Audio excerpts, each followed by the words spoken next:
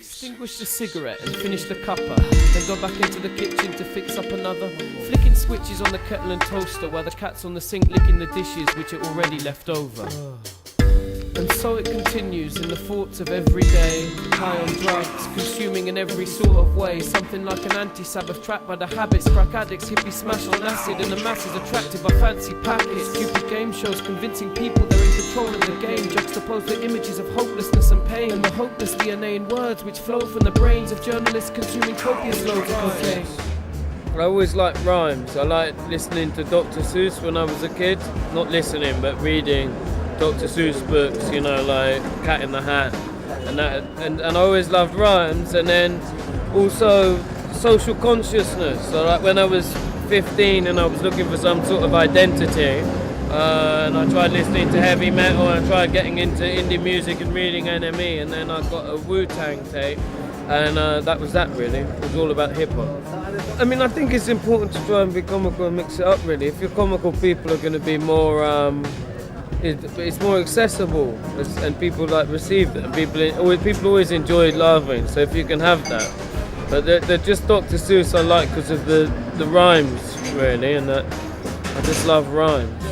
Well, I'm working on a project called Revision Raps, which is a lot of raps based on the GCSE science curriculum to help kids learn and get good grades in school, and there's going to be a website, revisionraps.com, and that's coming out. And I'm the rapping supply teacher, so I've got a little EP. I think UK hip-hop is, I like it lyrically. I think that it's quite insular and quite cliquey, and it's not that expansive, and that a lot of rappers and hip-hop heads, are quite enclosed. So that's my problem with UK hip-hop. I'm quite excited because like grime music, I think, is the opposite of that, and a lot of grime artists are trying to do things for themselves and push it out, and now grime and hip-hop are coming together a bit more, so hopefully that's going to be reflected. Like, I like the content of a lot of UK rappers, I just think it needs to be a bit more dynamic, and I think that people are too satisfied just kind of speaking to the converted, who are just normally people sitting around getting stoned in their bed. Yeah, I think it's more actually that hip hop is less attached to a specific place, whereas I think grime music comes out of neighbourhoods. A lot of grime MCs are very popular, like in their areas, and so it's very much of the streets. And they're also like, grime artists are trying to kind of push things and get things out there and have this sort of self-promotion, and I think that more UK rappers need to sort of just be a bit more dynamic about it really. The music's good.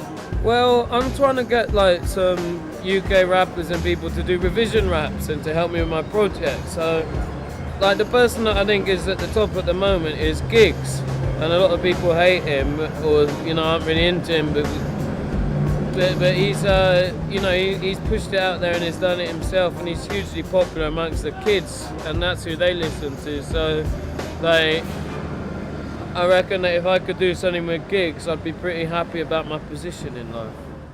I'm a DJ Muskut from a hip hop group, UK, London City Soldiers, and I've been DJing for about 5-6 years, and been doing shows just around the UK.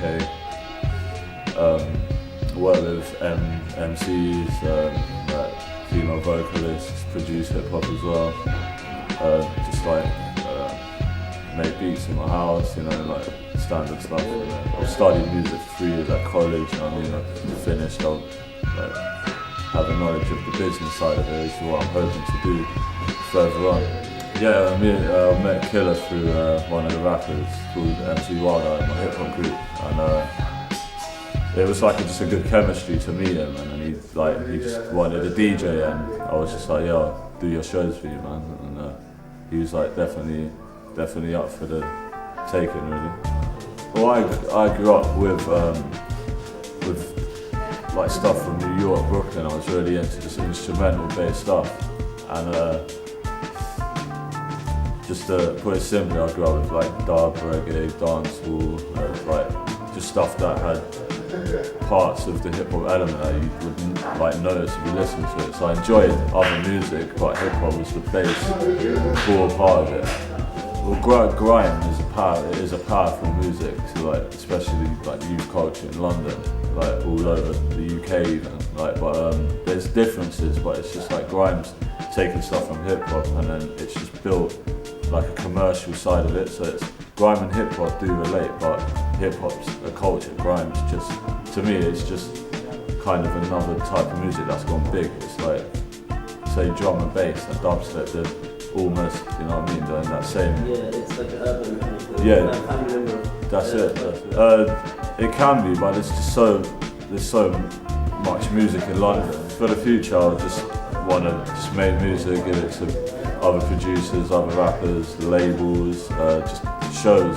It's like live audio performances. That's what I'm heading for, like live drum machine with like turntables and stuff like that. Live bands getting vocalist, and yeah, the person that I'd really like to probably do an album with would be Cashmere, because like he's been like my favourite rapper in the UK, and I just like his work, the style he raps in. It's just really dark and like mysterious, so I'm into that type of stuff mentally. So just probably my production really, because I haven't released literally none of my beats, because I'm just like, I want to copyright them or put them on a label that will use them to the fullest, you know what I mean? Or just like work with people that are actually gonna take my music seriously. I'm not saying it's the best, but you know.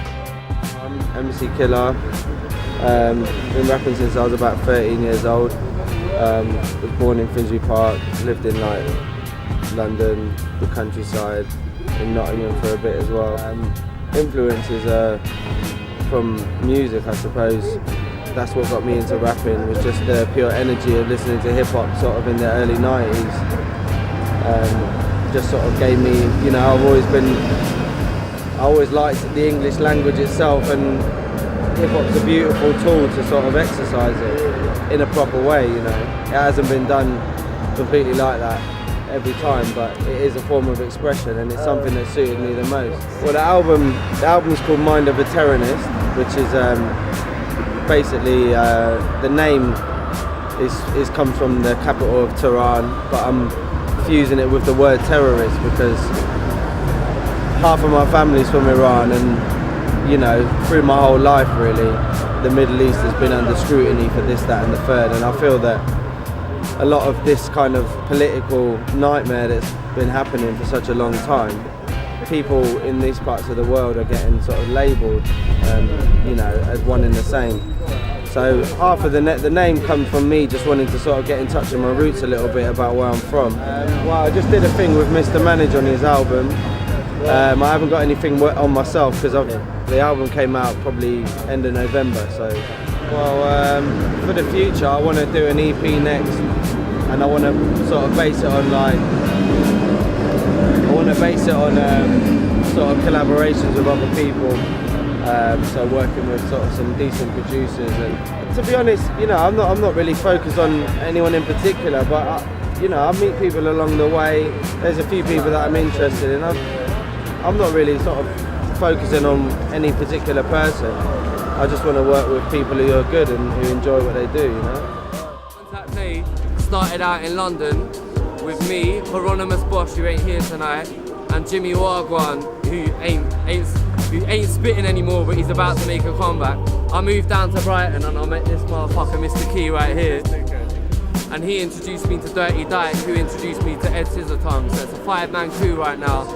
And yeah, and basically since then we all started making tunes together, and we got like bare tracks together, which ended up in this album. And now like mans are doing shows up and down the country. My solo album's coming out Jan Baxter. It's called Rinse Out Friday, Spack Out Monday. Half produced by Karen Fresh, who's a deep ones producer. Half produced by Naive, super producer. That's coming out, I don't want to say the time because I might flop it. Either February or September next year, 2010, yeah? And aside from that, the Contact Play album, the second one, follow up to this one, contactplay.co.uk by the way, is coming out, yeah, hopefully next year or the year after. Big up